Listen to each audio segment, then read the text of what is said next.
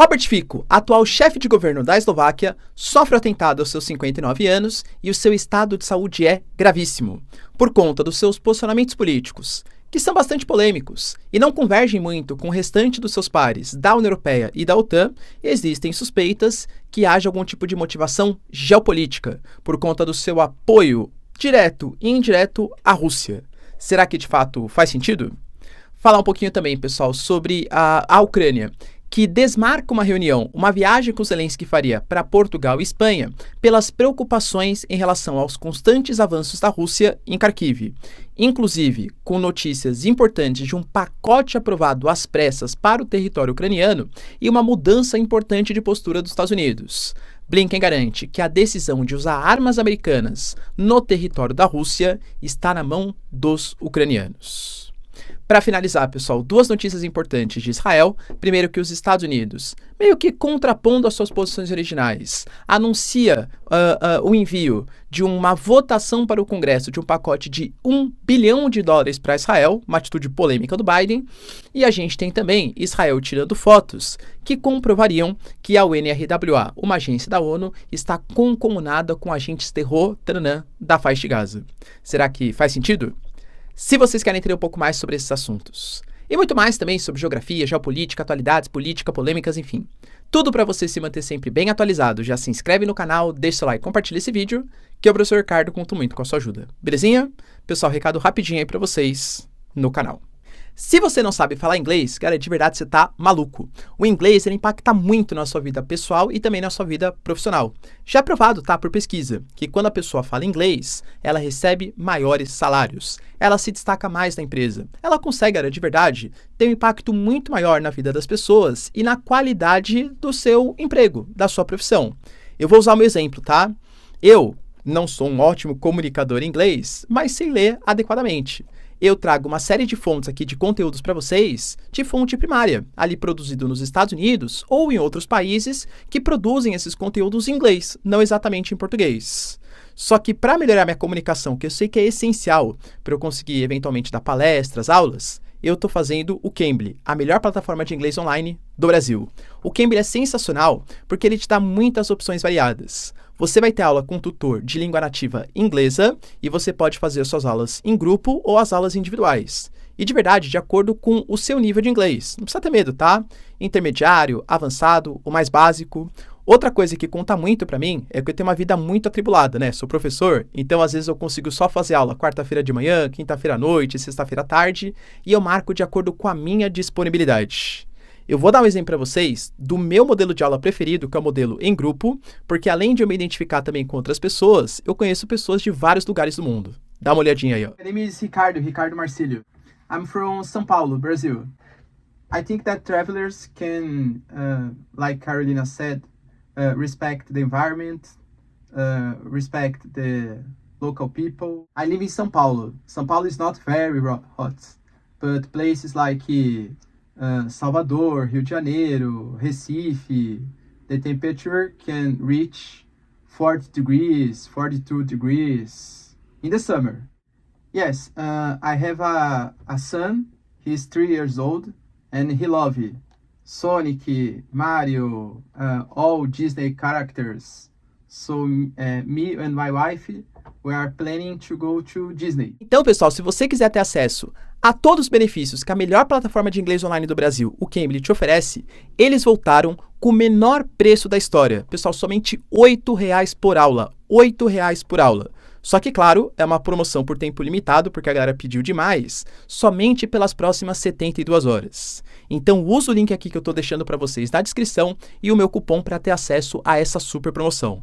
Pessoal, não esquece, tá? Você não vai se arrepender de dar esse avanço na sua vida profissional. Bom, galera, então bora lá pro vídeo, ó. Como eu falei para vocês, a gente teve uma notícia super relevante sobre o Robert Fico. Para quem não sabe, ele é um político ali da Eslováquia, inclusive, tá? Ele foi... Na verdade, ele já tinha sido chefe de governo outras vezes, mas ele foi empossado novamente num passado recente. Ele tem como postura ser um cara extremamente nacionalista, às vezes até considerado um extremo nacionalista, tá? E uma postura muito mais anti esses conglomerados essas agremiações como União Europeia, OTAN, ONU e por aí vai. Não exatamente contra, mas como ele é muito nacionalista, ele alega que essas organizações tiram poder dos Estados nacionais. Então, dentre as suas principais políticas, a gente pode colocar, pessoal, por exemplo, uma questão muito forte trabalhista. Ele acabou de aprovar, lembrando que ele não é um cara totalmente de direita, pelo menos não na pauta econômica. Eu diria que ele é de direita politicamente, nos costumes e tal, mas economicamente se mostra um intervencionista de maneira bem importante, tá? Por exemplo, a pauta trabalhista. Então, aprovou uma reforma trabalhista que garante uma série de direitos trabalhistas para os trabalhadores, instituindo algumas coisas que não tinham, por exemplo, na Eslováquia. Mas, ao mesmo tempo, ele se mostra contrário à imigração, ele se mostra contrário às pautas LGBTQIA+, e se demonstra contrário ao apoio irrestrito da OTAN à Ucrânia, colocando, pessoal, uma parceria importante com os russos, colocando uma parceria importante, por exemplo, de contraposição ao que significa a União Europeia, significa a OTAN.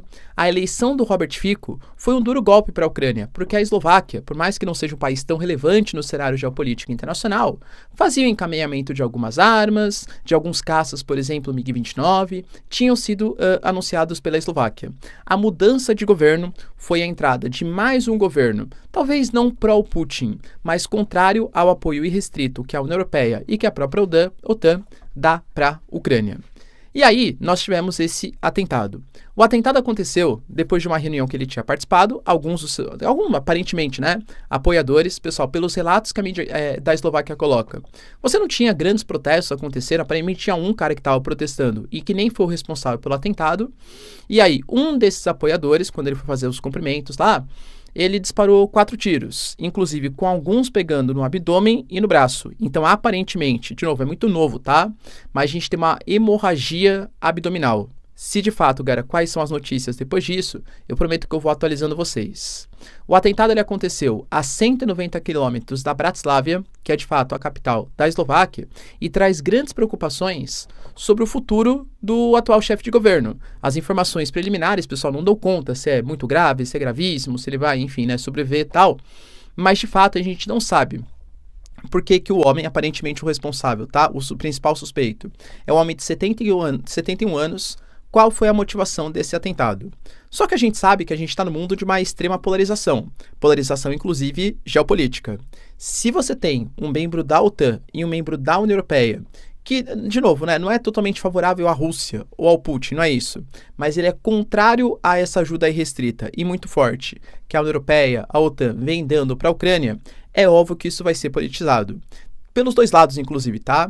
A gente tem, por exemplo, o próprio Putin colocando, pessoal, que ele espera, né, algum tipo de resposta para esse crime hediondo que aconteceu sem justificativa. E que ele espera que algum tipo de questão seja tratada sobre o assunto. O Robert Fico, ele sempre foi visto como um cara muito polêmico, muito nacionalista. Ele, por exemplo, durante todo o período da pandemia, ele falava, né, que isso poderia ser algum tipo de, nem posso falar no YouTube essas coisas, né, mas arma bio, né, enfim, tal, que tinha sido produzido ali por agentes estrangeiros para desestabilizar o continente europeu, pauta anti-imigração. Então, por conta dessa polêmica muito grande, alguns líderes europeus estão considerando que pode ter sido um movimento interno. Não exatamente um movimento porque ele era contrário à Rússia, que é o que a Rússia está tentando colar nesse acontecimento, mas muito por conta das suas pautas que não combinam muito com a União Europeia. O que de fato aconteceu, galera, não sei, a gente vai ter que aguardar cenas dos próximos capítulos. Mas presta atenção, é um atentado que acontece contra um chefe de governo da União Europeia, da OTAN, e que tem um posicionamento meio pró-Rússia, assim, vamos colocar. Além disso, pessoal, a gente teve também a notícia, eu passei para vocês ontem a análise, né? A Rússia, ela vem obtendo avanços importantes na região de Kharkiv, lembrando que Kharkiv é um oblast, né? É uma regiãozinha que tem uma cidade, Kharkiv, de mesmo nome, que é a segunda maior cidade da Ucrânia e que é um importante polo, inclusive, industrial. Polo, inclusive, utilizado para a produção de equipamentos, armamentos, armas que serão utilizadas contra os russos. Professor, por que a Rússia está fazendo essa ofensiva agora? Existem várias hipóteses e nenhuma confirmação. A primeira hipótese dá conta que pode ser porque o Putin quer formar uma zona tampão. Ele já falou sobre isso. E alguns dos principais ataques que a Ucrânia faz é justamente em Belgorod, que é um território próximo de Kharkiv. Então, talvez você avançar em Kharkiv e dominar aquela região seja a criação de uma zona tampão. Outro ponto, você minar a própria produção industrial da Ucrânia. O comprometimento de Kharkiv compromete a produção industrial do país. E além de tudo, a própria questão simbólica.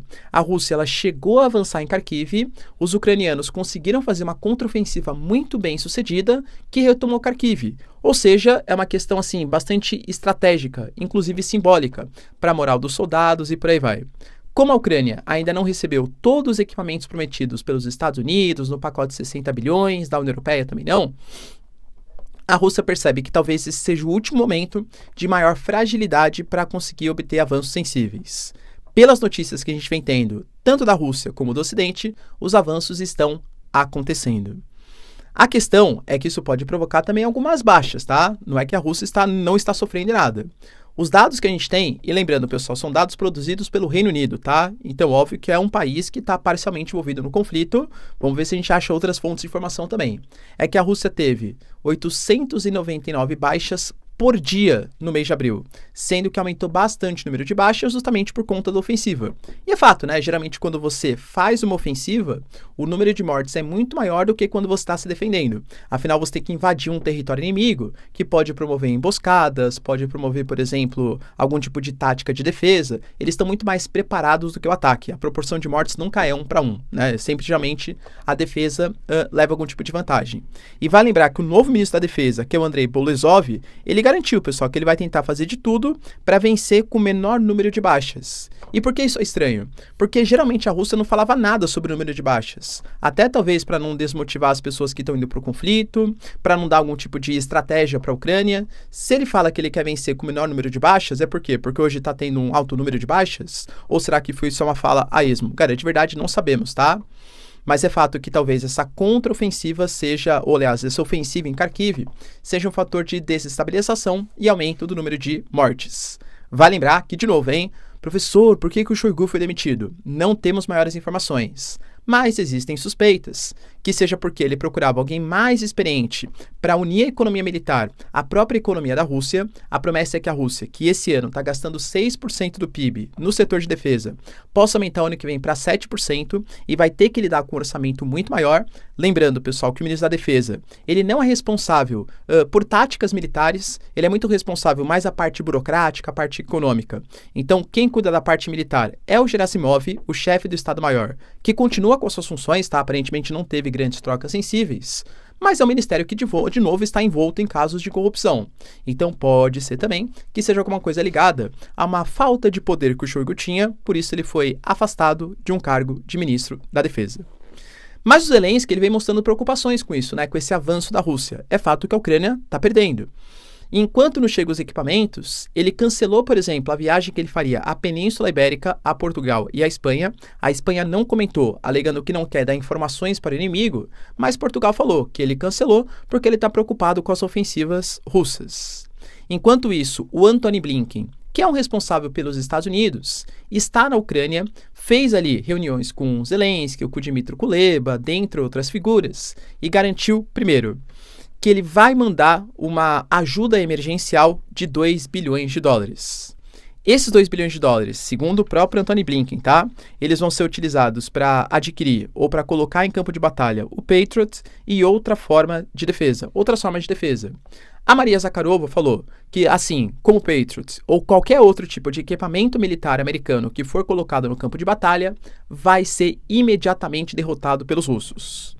Cara, eu não acho que a Rússia tenha toda essa confiança, tá? Que consiga derrotar todos os equipamentos e, claro, que demonstra certa preocupação, embora, de novo, esteja obtendo avanços sensíveis no território ucraniano. Mas a gente teve, pessoal, por exemplo, uma outra fala polêmica. Uma fala também envolvendo o Tony Blinken. Por quê? Olha como as coisas, o Macron tem até certa razão nisso, né? Olha como as coisas vão mudando de acordo com o decorrer do conflito. Eu lembro que quando o Putin anunciou a sua operação militar especial, há bastante tempo, há mais de 2 anos, ele foi bem explícito, galera, deixando claro que qualquer tipo de interferência ocidental significaria uma resposta nuclear da Rússia. Galera, convenhamos que a gente teve a cessão de dinheiro, depois a cessão de equipamentos, depois a gente tem Estônia, Polônia, França, Canadá, falando até inclusive em colocar tropas. Supostamente, a Rússia até falou sobre isso. A Legião Estrangeira Francesa já está no território ucraniano. E aí, qual foi a resposta da Rússia? Pelo menos mais efetiva, não contra a Ucrânia, claro, mas contra os países que mandaram essa ajuda, entende? Então Macron, ele até falou sobre isso quando ele falou sobre a questão das tropas. Entendam, isso é uma coisa que a OTAN vai ter que discutir no futuro próximo. A gente já teve uma resistência maior em mandar dinheiro. Mandamos. Tínhamos resistência maior em mandar equipamentos. Mandamos. Tínhamos resistência em mandar tanques blindados. Poxa, você tem o Bradley, você tem, por exemplo, pessoal, os Abrams, né, que foram mandados pelos Estados Unidos. Então, você tem uma série de tanques sendo mandados para o território. Agora, todo mundo está com uma certa reticência em mandar mísseis de longo alcance e mandar as suas tropas. Isso vai ser discutido no futuro. O Antony Blinken, ele deixou claro que ele não encoraja, mas assim, a partir do momento que ele cede os mísseis ou o sistema de defesa para a Ucrânia faz o que bem entender, inclusive possivelmente disparar contra os russos. É a primeira vez que os americanos se posicionam dessa maneira, tá? É uma mudança de paradigma. E, inclusive, a gente teve notícias da Rússia que na Crimeia, ontem, que é o que a Rússia considera como seu território, tá? 10 ATACMS, mísseis de longo alcance que foram interceptados, além de drones e outros equipamentos, não exatamente na Crimeia, mas em outras posições da Rússia. Ou seja, está escalando o conflito. Armas americanas estão autorizadas a serem utilizadas no território da Rússia. O Reino Unido já tinha falado sobre isso também, com seus mísseis de longo alcance, tá? A França também já falou sobre isso e, aparentemente, a Ucrânia vai ter autorização para usar os armamentos na Rússia. Polêmico. Outra questão, pessoal, que também mexeu bastante com a questão geopolítica, está ligado às declarações do Biden. O Biden, ele mandou um pacote de $1 bilhão para o Congresso americano, para isso ser aprovado para mandar para Israel, em equipamentos e tal. Mas até aí, Estados Unidos e Israel são grandes parceiros. Sim, mas é o que eu falo para vocês. Os Estados Unidos, ele vinha fazendo críticas constantes à postura de Israel na faixa de Gaza.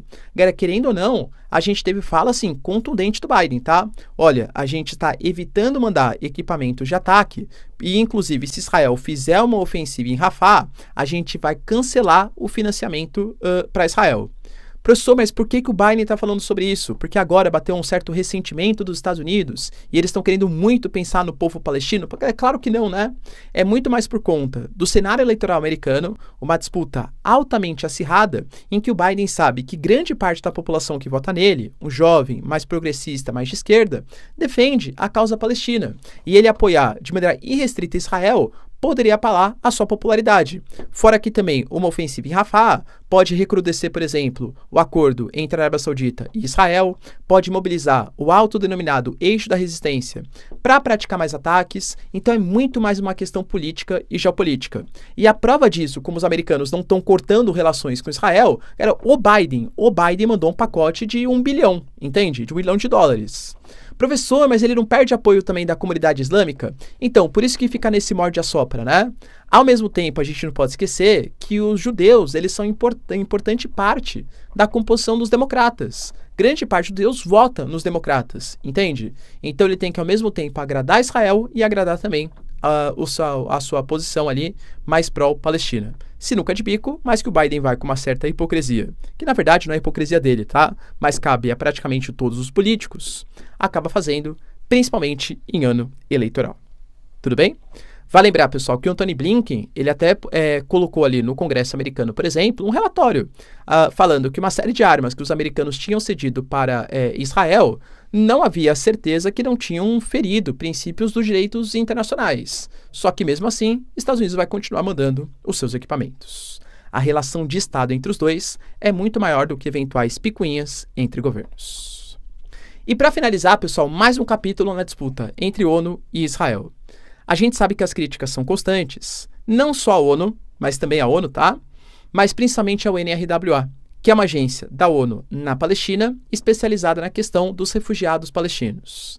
Segundo Israel, essa agência, ela não atua só de maneira de ajudar os refugiados palestinos, mas sim como uma organização, como uma sede que mobiliza Jihad Islâmica, Hamas, Hezbollah e todo o eixo da resistência na Palestina, tem até sede em Jerusalém, inclusive, tá? para manipular os ataques contra Israel. Inclusive colocando, que eles participaram dos ataques do dia 7 de outubro e que existem tutores, professores que pegam essas crianças refugiadas e ficam ensinando palavras de ordem contra Israel. A UNRWA nega todas as informações e inclusive acusa Israel de fazer isso, de torturar, enfim, presos, para eles confessarem crimes que nunca cometeram só para falar mal da agência da ONU.